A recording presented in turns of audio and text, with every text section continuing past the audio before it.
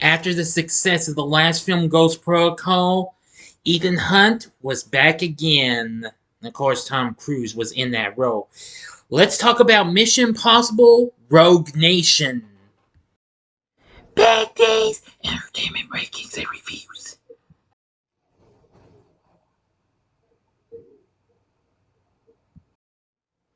So, greetings, my fellow YouTubers, and welcome to Big D's Entertainment Rankings and Reviews. My name is Dual, better known to as the Big D, and this time around I bring to you a review of the 2015 action spy flick Mission Impossible Rogue Nation, released by Paramount along with Skydance, plus Bad Robot and others. Film was directed by Christopher McQuarrie from a story he did with Drew Pearce. Of course, the follow-up to Ghost Protocol, the last film, and fifth installment of the film series.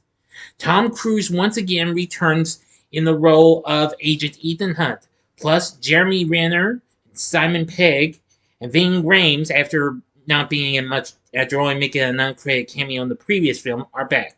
Plus Rebecca Ferguson, Sean Harris, and Alec Baldwin are in this. It follows IMF agent Ethan Hunt and his team, who subsequent to their disbandment and Hunt's pursuit by the CIA, must surreptitiously fight the Syndicate, an international black ops terrorist group of rogue government agents from around the world. Now, this film did just as well as the other film did. Definitely. So, I gotta say, this was definitely fun. The film would actually go on to be the second highest grossing film in the franchise and the 8th highest grossing film of 2015. The film was released on July 31st, 2015, after making its premiere at the Vienna State Opera a week before. Now, before I get started, if you haven't seen my reviews of the first 4 Mission Impossible flicks, click on that card and that'll take you to the playlist so you can catch what you might have missed or see them again if you'd like. Sorry, just clear my throat as I get ready. Good. Alright, let's begin. IMF agent Ethan Hunt intercepts a shipment of nerve gas being moved by the Syndicate, a secret consortium of rogue field operatives from various intelligence agencies that he has been tracking. Later, at an IMF station in London, Ethan's debrief is from the Syndicate itself, indicating that it has compromised him and the IMF. While being gassed unconscious, he is forced to watch a blond man wearing glasses kill the station operative. In Washington, D.C., CIA Director Alan Hunley convinces a Senate committee to decommission and assimilate the IMF into the CIA due to the recent destruction caused in Russia, and ex-IMF agents Benji Dunn and William Brandt begin working for the CIA under strict scrutiny and security due to Hunley's suspicions about the Syndicate's existence. Ethan's awakens in a torture chamber led by ex-KGB agent Jack Bone Dr. Venter. With the help of a mysterious woman, he escapes. 6 months later, Hunt, who is a wanted fugitive, covertly passes information about the Syndicate to Benji and arranged him tickets to Tyrannet, performed by the Vienna State Opera. That explains why it made its premiere there. On Benji's arrival in Vienna, Ethan asks him to help track the blonde man who killed the London IMF station operative. At the opera, they later encounter the woman later revealed to be undercover MI6 agent Ilsa Faust, and several other Syndicate agents there to assassinate the Austrian Chancellor. Ethan prevents the hit and escapes with Faust, only to witness the Chancellor killed by a car bomb. Chased by Syndicate agents, Ethan and Benji are forced to leave Faust to protect her cover. Because of their proximity to the Chancellor's assassination, Hunley orders the Special Activities Division to capture or, if necessary, execute Ethan and Benji.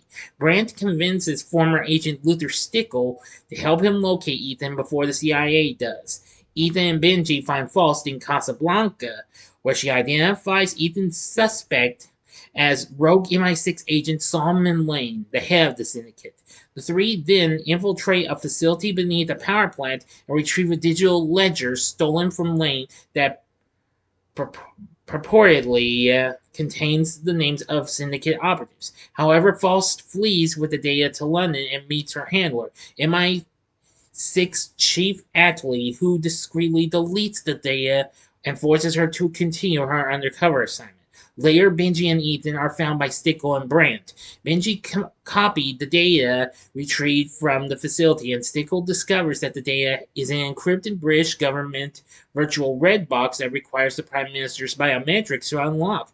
They travel to London, but Lane's men abduct Benji during the team's meeting with Faust at Waterloo and use him to blackmail Ethan into decrypting and delivering the data to him. Despite Brandt's protests, Ethan accepts the mission. Brandt secretly reveals their location to Hunley.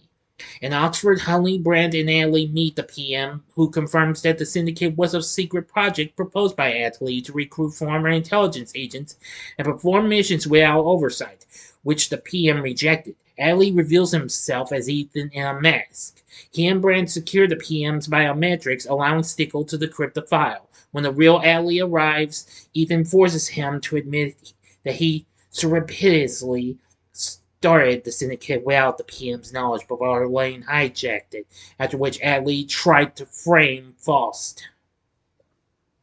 Alright, now for the ending. As always, you know the procedure. You have 5 seconds to sell this video. Go to the description box below. Fast forward to the time below. And as I count down, if you've seen the movie already, please continue.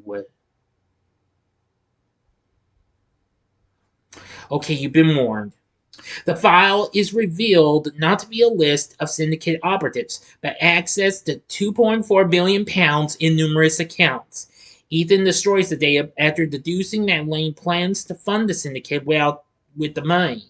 Arriving at the meeting place arranged by Lane, Ethan finds Benji, who is strapped to a bomb and wearing a headset and contact lens camera to serve as Lane's proxy alongside Faust. Ethan tells Lane that he has memorized the data and offers him in exchange for Benji's safety. Benji escapes after Lane remotely disarms the bomb, while Ethan and Faust are chased by Venture's men through the Tower of London complex. Faust kills Venture while Lane, who pursues Ethan, is lured into a bulletproof glass cell and gassed unconscious. Having witnessed an IMF success firsthand, Hunley returns to the Senate committee and claims that their previous meetings served as a pretext to help Ethan expose and shut down the syndicate, convincing the committee to restore the IMF. After the meeting, Brandt welcomes Hunley as the new IMF secretary. End of story. So what did I think of Mission Impossible Rogue Nation? Well, I gotta say, it's just as good as the last film, with all its great action and what have you. Now,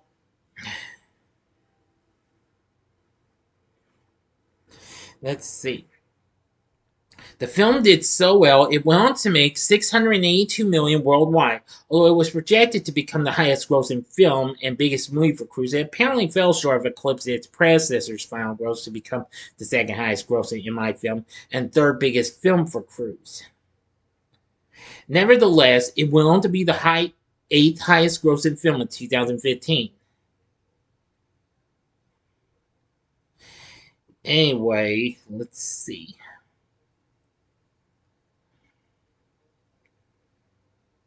But I will say it did just so well. With being certified fresh on Rotten Tomatoes with 94%, they say this film continues the franchise's thrilling resurgence and proves that Tom Cruise remains an action star without equal. Totally agree. The Boston Globe called the film preposterously enjoyable and said that it unfolds with fluid, twisty, old-school pleasure, highlighting the performances of Cruise and some of the other cast members and comparing the action scenes to those of the James Bond films as well as Hitchcock's 1956 film The Man Who Knew Too Much. The Chicago Sun-Times said that the film keeps topping itself and praised the film's cast. But he criticized the villain for not being too memorable or intimidating. The LA Times said that McQuarrie's direction allowed the film to stand out among the other films in terms of action and its inclusion of female characters, singling out Ilsa as uniquely empowered and action-oriented, also praising her scenes with Tom Cruise, of course. So anyway, yeah, this got lots of good reviews and what have you, and I really thought this film was good. It had all the great action and what have you could get from the film. Now, Joe Kramer was on board to do the score for the film. After he had recently collaborated with McQuarrie on the film The Way of the Gun. And I'm just going to say, it was just so good. It also incorporated Lalo Schifrin's thematic material from the TV series throughout the score. So you know that was good too. The music was absolutely very, very good. Anyway, the critics gave it a lot of praise for the action sequences, the performances, particularly those of Tom Cruise and Rebecca Ferguson, the screenwriting and direction. I agree. The direction McQuarrie did was good. The screenwriting was very good too. So in other words, the story was good. Now for the cast performances, Tom Cruise once again good as Ethan Hunt. Now we have Jeremy Renner back on board as William Brandt. He's good. Simon Pegg's back on board as Benji Dunn. Yeah, so he did good. Rebecca Ferguson was very good as Elsa. We have Ving Rhames back as Luther Stickle. He was good. Sean Harris played Solomon Lane. He was good. Simon McBurney played Atlee. Let's see. And Alec Baldwin played Alan Hunley. So anyway, I think that was really, really good and what have you. So you know it had a pretty good cast and what have you. So overall, I thought the film was just so action-packed. There was so much action and what have you. Just like what you got from some of the other Mission Impossible films. And still with a good cast and what have you. Old and new, plus a great score and all the stuff. And again, as I've said before, all the stuff you can get from any Mission Impossible film. I'd say Rogue Nation's awesome. But the question is, would I recommend it? I'd say hell yeah, definitely. Look into Mission Impossible Rogue Nation. This was definitely really good. After this, it would be followed up by another film, and that would be Mission Impossible Fallout, which would be released 3 years later, which that would be a shorter wait than what we could get with the other Mission Impossible films. But this is great. So, what did you think of Mission Impossible Rogue Nation? Let me know in the comments section below. If you liked the video, consider clicking the like button, subscribe, and be a part of the Big D Nation. Join me next time when I bring to you a review of Mission Impossible Fallout. And also, I hope y'all get to go to your theaters and check out the brand new film, Mission Impossible Dead Reckoning Part 1, which is now playing. I trust it's good in Miami. I've already heard it's already been getting good reviews in Miami, and it's already certified fresh on Rotten Tomatoes. But anyway, I hope you enjoyed my review of Mission Impossible Rogue Nation. And if you did, check out my reviews for these two films of James Bond, since they compare the action to Bond films. In the upper left-hand corner is my review of one of my favorites with Daniel Craig, the previous Bond. That would be Skyfall. Or go to the upper right-hand corner and see my review of Spectre, which I believe was released the same year this came out. Or if you would like a little something, or you can maybe check out some more Bond too. Go to the bottom left-hand corner to see my spoiler-free review of the previous James Bond film, No Time to Die. And the bottom right-hand corner is the button you can click to subscribe. If you like rankings and reviews on movies, TV, music, video games, etc., then I'm your guy. Thank you for watching. Until next time, I'm the Big D saying, see ya.